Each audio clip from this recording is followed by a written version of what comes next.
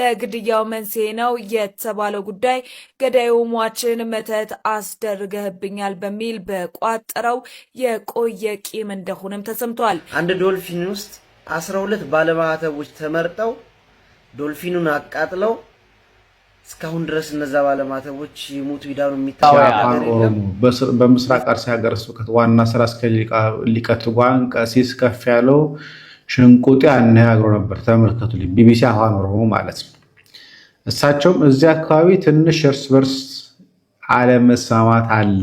እርስ በርስ ማንገባ ምዕመን ከምዕመን ነው። እነዚህ ሰላም ለማስከበር የሄዱ አካላትን ኑ ቁጭ ችግር የለውም አረፍ በሉ ብለዋቸው ስጋ አርደውላቸው፣ በሬ ማለት ነው አርደውላቸው፣ አበሏቸው፣ አጠጧቸው። ከመሸ በኋላ ወደ ቦታው እንዳይሄዱ አደረጓቸው።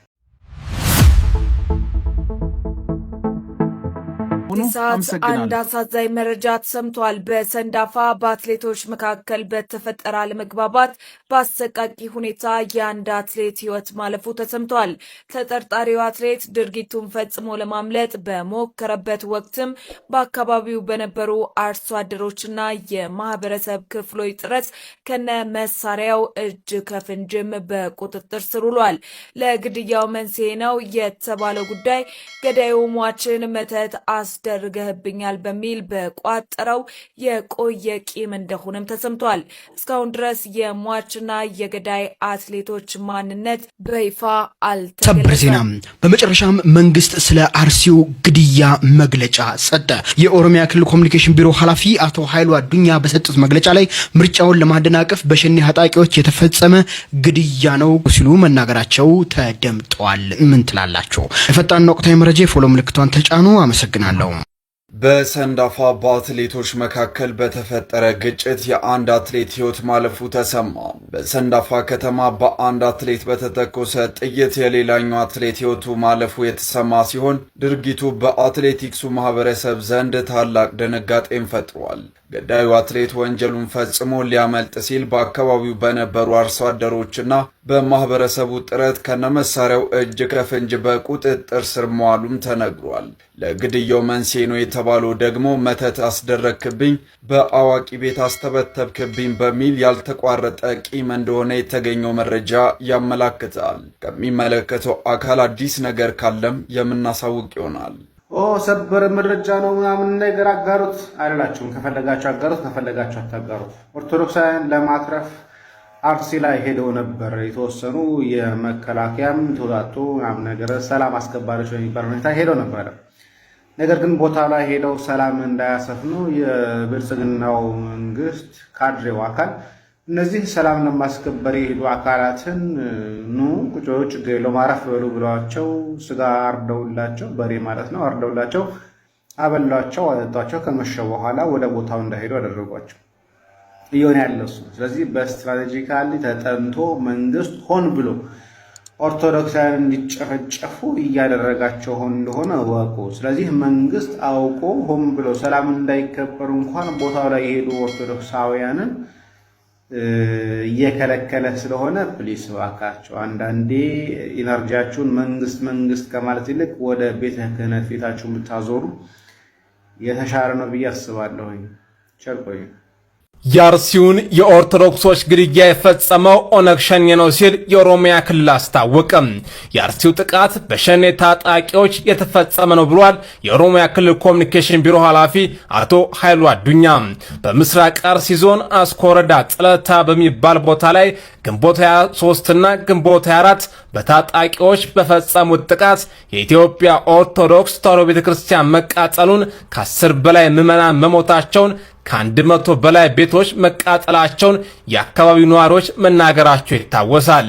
ይህን አስመልክቶ ከኦቤን ቴሌቪዥን ጋር ቆይታ ያደረጉት የኦሮሚያ ክልል ኮሚኒኬሽን ቢሮ ኃላፊ አቶ ኃይሉ አዱኛ ከታሪካዊ ጠላቶቻችን ተልዕኮ ተቀብሎ በጫካ የሚንቀሳቀሰው ኦነግ ሸኔ ድርጊቱን እንደፈጸመ አስታውቀዋል። ስለ ጉዳዩ ምን ትላላችሁ? አፋን ኦሮሞ በምስራቅ አርሲ ሀገረ ስብከት ዋና ስራ አስኪያጅ ሊቀ ትጉሃን ቀሲስ ከፍ ያለው ሽንቁጤ አነጋግሮ ነበር። ተመልከቱልኝ። ቢቢሲ አፋን ኦሮሞ ማለት ነው። እሳቸውም እዚህ አካባቢ ትንሽ እርስ በርስ አለመስማማት አለ። እርስ በርስ ማንገባ ምዕመን ከምዕመን ነው። ክርስቲያን ነው የማይስማማው። ማን ነው እርስ በርስ እየመለሳሉ? እንግዲህ እኚህ ሊቀ ትጉሃን ቀሲስ ከፍ ያለው የሚባሉ ናቸው። እዛ አካባቢ ላይ ትንሽ እርስ በርስ አለ። ይሄ ሁሉ ክርስቲያን እያለቀ ይሄ ሁሉ ኦርቶዶክሳዊ እያለቀ እርስ በርስ ትንሽ ያለቀዋታል በማለት ግድያውን እየተፈጸሙ መሆናቸውን ተናግረዋል።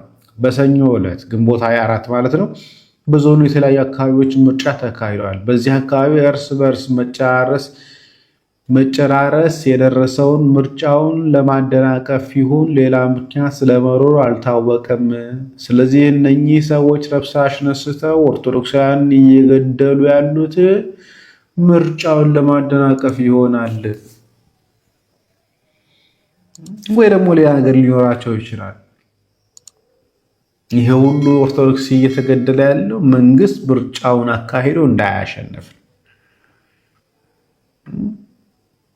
በዚህ እርስ በርስ መጫረስ እየደረሰ ያለው ምርጫው ለማደናቀፍ ነው።